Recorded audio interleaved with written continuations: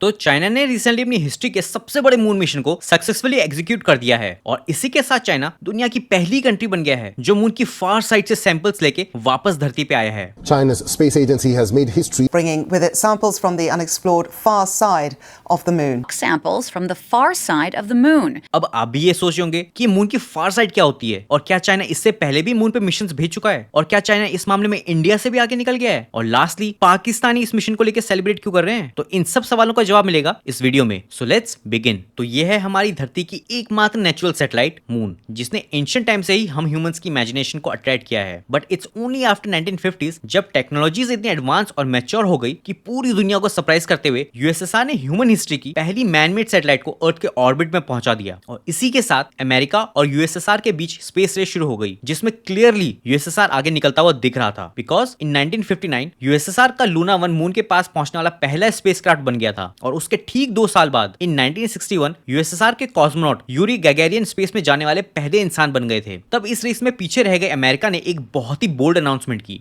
We choose to go to the moon in this decade and do the other things, not because they are easy, but because they are hard. और president Kennedy की इस speech के बाद within next 10 years जो America ने achieve करके दिखाया, it was probably the biggest thing that human race has ever achieved. It's one small step for man, one giant leap for mankind. और इसी के साथ स्पेस रेस का भी एंड हो गया, जिसमें clearly America emerge as a winner. But after putting 12 humans on the moon, America ने हाई कॉस्ट के चलते इस अपोलो मिशन को डिसकंटिन्यू कर दिया। How high? उस टाइम यानी 1960s के 25 billion US dollars. And just for context, ISRO का इस साल का बजट रफली 13,000 करोड़ है, जो अराउंड 1.5 बिलियन यूएस डॉलर्स बनता है। So America spend a insane amount of money to put humans on the moon. 1960s तक इंडिया और चाइना के इकोनॉमिक हालात लगभग एक जैसे ही थे, but then in late 1970s China ने अपनी इकोनॉमी को रिफॉर्म करना शुरू किया, जिसके बाद जो कुछ भी हुआ वो किसी इकोनॉमिक मिरेकल से कम नहीं था। चाइना के इस हाई ग्रोथ रेट के चलते बाहर के देशों से चाइना में खूब इन्वेस्टमेंट्स हुए। Basically China was getting wealthier very rapidly and as a result China का स्पेस बजट भी उसी स्पीड से ग्रो होने लगा एंड हेंस एक नई स्पेस रेस शुरू हो गई।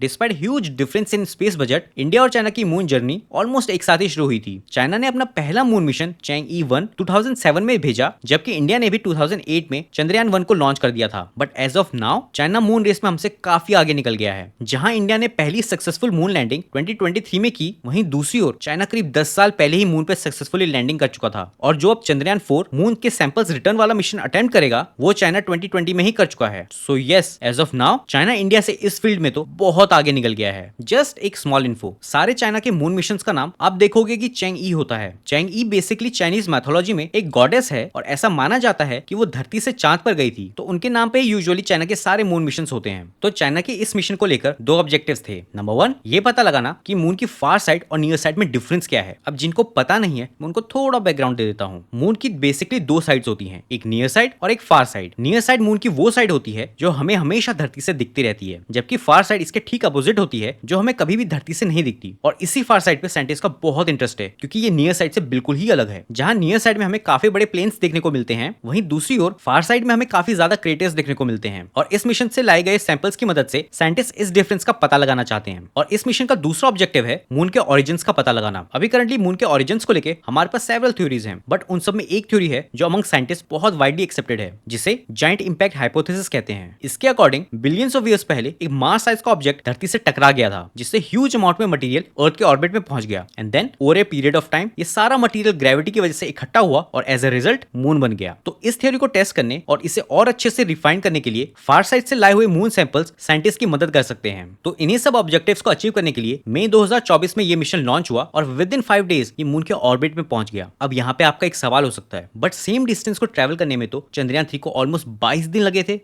हाँ, ये सही है और इसका रीजन दोनों मिशंस में यूज हुए रॉकेट की पावर का डिफरेंस है। As you can see Chinese rocket India के रॉकेट से काफी पावरफुल है। Okay, let's back to the topic. So after landing Chang'e 6 के लैंडर ने मून सरफेस को ड्रिल करना शुरू किया and about 2 kgs of moon samples को कलेक्ट करके लैंडर के ऊपर लगे एसेंडर में ट्रांसफर कर दिया। After which ascender take off करके मून ऑर्बिट में पहुंचा, जहां उसने एक दूसरे मॉड्यूल को ये सैंपल्स ट्रांसफर कर दिए, जो बाद में उन्हें धरती पे लेके आ गया। अब ये तो हुआ ऑफिशियल काम, बट इसके अलावा भी चाइना ने सिंबोलिज्म के लिए काम किया है, जिससे चाइना के सिटीजंस बहुत प्राउड फील कर रहे हैं। और एज ए रिजल्ट ये video Chinese Chinese social media में काफी वायरल हो रही है। अब जिन्हें चाइनीज या मैंड्रिन नहीं आती उन्हें ये समझ नहीं आएगा, उन्हें लगेगा कि ओके ठीक है, ये लैंडर मून से सैंपल्स कलेक्ट कर रहा है, इसमें इतनी बड़ी बात क्या है। बट चाइनीज लैंडर ने सैंपल भी बहुत ही सिंबलिज्म के साथ कलेक्ट किए हैं। तो आखिर इसने किया क्या है? आपको पता होगा कि हमारे देश को कई नामों से जाना जाता है, जिनमें से कुछ नाम हमें बाहर के लोगों ने दिए और कुछ नाम हमारे अपने थे। ठीक उसी तरह चाइना को भी मल्टीपल नामों से जाना जाता है, एक वो जो उन्हें बाहर के लोगों ने दिया है और दूसरा वो जो खुद चाइनीज अपने देश को कहते हैं और इसे चाइनीज में कुछ इस तरह लिखते हैं। और इसी के फर्स्ट लेटर को चाइनीज लैंडर ने मून पे लिख दिया है। तो लिटरली अब चाइना का नाम मून पे लिखा जा चुका है। अब इस मिशन को लेकर चाइनीज का सेलिब्रेट करना तो बनता था, बट पाकिस्तानी इस मिशन को लेकर सेलिब्रेट क्यों कर रहे हैं? इसका रीजन है कि मून तक की इस जर्नी में चाइना ने पाकिस्तानी सैटेलाइट को भी बिठाया हुआ था, जिसके साथ ही हमारे पड़ोसियों ने डीप स्पेस मिशन में अपना डेब्यू कर दिया है। पाकिस्तान की ये सैटेलाइट एक नैनो सैटेलाइट है जो केवल 7 kg की है। इसमें 2 कैमरास लगे हुए हैं जिससे इसने मून की कुछ ऐसी इमेजेस ली हैं। इस तरह की सैटेलाइट्स आपने देखा होगा कि यूनिवर्सिटी के स्टूडेंट्स बनाते हैं। वैसे देखा जाए तो पाकिस्तान का स्पेस प्रोग्राम इंडिया से भी पुराना है, बट बाद में फिर वो किसी और रास्ते पे चले गए थे। एनीवेज, एक बात तो तय है, इन मून मिशन से चाइना साइंटिफिक इनोवेशन करने के साथ ही और भी कंट्रीज को इन्वॉल्व करके अपनी जियोपॉलिटिकल पावर भी बढ़ा रहा है।